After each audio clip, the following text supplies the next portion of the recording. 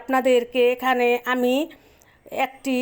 আমি চাল কুমড়া, কেউ বলে জালি কুমড়া, আমি একটি আর কি কড়ার থেকে নিয়ে কেটে নিছি আমি লম্বা লম্বা সাইজ করে। তারপরে একটি আলু দিয়ে দিছি সাথে।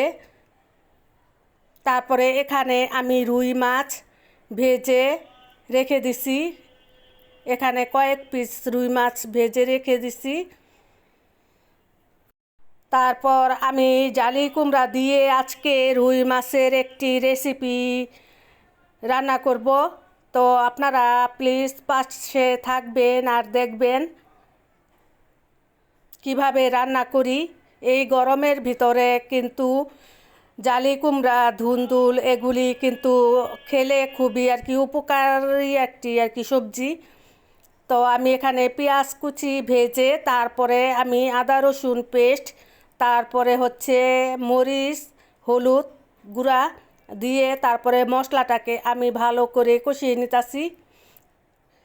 তারপরে আমার মশলাটা ভাজানো হয়ে গেছে, হয়ে যাওয়ার পরে আমি একটুখানি পানি দিয়ে দিলাম। আমি এখন আবারও আমি মশলাটাকে ভালো করে কষিয়ে নিব। তো ভালো করে কষিয়ে কিন্তু নিলে কিন্তু মশলার থেকে আদা রসুনের তারপরে হলুদ মরিচের গন্ধটা আসে না। আর আমি আগের থেকে যে দেখছেন আপনারা সিদ্ধ করতে আমি জালি কুমড়াটা আর আলুটা সিদ্ধ করে নিছি, সিদ্ধ করে তারপরে আমি পানিটা ফেলে দিছি। তো এই গরমের ভিতরে কিন্তু অন্য কোনো সবজি আর কি খেলে, মানে বেগুন অন্য সব সবজি খেলে কিন্তু শরীর চুলকায়, তারপরে আবার গরমের ভিতরে ভালো লাগে না খেতে। এই জালি কুমড়া, ধুন্দুল অনেক আর কি সবজি আছে ঠান্ডা তরকারি, ওগুলি কিন্তু খেলে খুবই উপকার হয় গরমের ভিতরে। তারপরে তো আমি মশলাটাকে ভালো করে কষিয়ে তারপরে আমি এই যে জালি কুমড়া আলু একসাথে সিদ্ধ করে রাখা আগে থেকে আমি দিয়ে দিলাম। দিয়ে আমি ভালো করে আবার একটুখানি আমি মশলার সাথে আমি সবজিগুলোকে আমি ভালো করে উল্টে পাল্টে মশলার সাথে আমি মিশিয়ে নিব, মানে কষিয়ে নিব। তো কষানো হয়ে গেছে আমার। তারপরে আমি আন্দাজ মতো আর কি মাপ মতো পানিটা দিয়ে দিলাম। পানিটা দিয়ে তারপরে আমি সবজির উপরে আমি মাছগুলিকে বিছিয়ে দিব। একটুখানি বলক আসলে তারপরে মাছগুলিকে আমি বিছিয়ে দিব। তো আমার এই যে সবজিটা কিন্তু বলক এসে পড়ছে। তারপরে এখন আমি এই যে মাছগুলিকে আমি বিছিয়ে দিতাছি। তারপরে জালি কুমড়া দিয়ে কিন্তু ইলিশ মাছ দিয়ে রান্না করলে খুবই আর কি ভালো লাগে খেতে।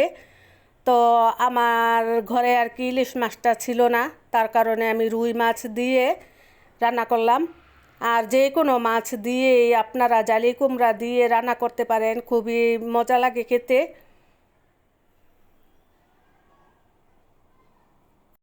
আর হচ্ছে এই ভিডিওটা আমার আগেই ছিল, আগের কয়েকটি ভিডিও ছিল, ভয়েস দেওয়ার কারণে আমি আর কি ছাড়তে পারছি না ব্যস্ততার কারণে। তো আমি ছেড়ে দিলাম ভিডিওটা। তো আমার তরকারিটা আর কি হয়ে আসছে। তো আমি একটুখানি আর কি ঢেকে দিলাম যাতে মাছের উপরে আর কি তরকারির মশলাটা আর কি লেগে থাকে, এ কারণে ঢেকে দিলাম। তো তরকারিটা আমার কিন্তু হয়ে গেছে। এখন আমি জিরা ফাঁকি দিয়ে দিব। আর জিরা ফাঁকি আমি 1 চামচ জিরা ফাঁকি দিয়ে দিলাম। আর চাইলে আপনারা কিন্তু ধনিয়া পাতাটাও দিতে পারেন। তো আমি আর কি রুই মাছ দিয়ে রান্না করতেছি, এই কারণে জিরা ফাঁকিটা দিয়ে দিলাম। আর ইলিশ মাছ দিয়ে রান্না করলে তো ধনিয়া পাতা আর জিরা ফাঁকি দেওয়া লাগে না, এভাবেই আর কি খুবই আর কি সুন্দর ঘ্রাণ আসে। আর আমি খাওয়ার পরে কিন্তু বয়সটা দিতাছি, খুবই মজা হয়েছিল খেতে, খুবই আর কি টেস্ট হয়েছিল তরকারিটা। আর চাইলে কিন্তু আপনারা কিন্তু এভাবে রান্না করে খেয়ে দেখতে পারেন, খুবই মজা হয় এভাবে তরকারিটা রান্না করে খেলে।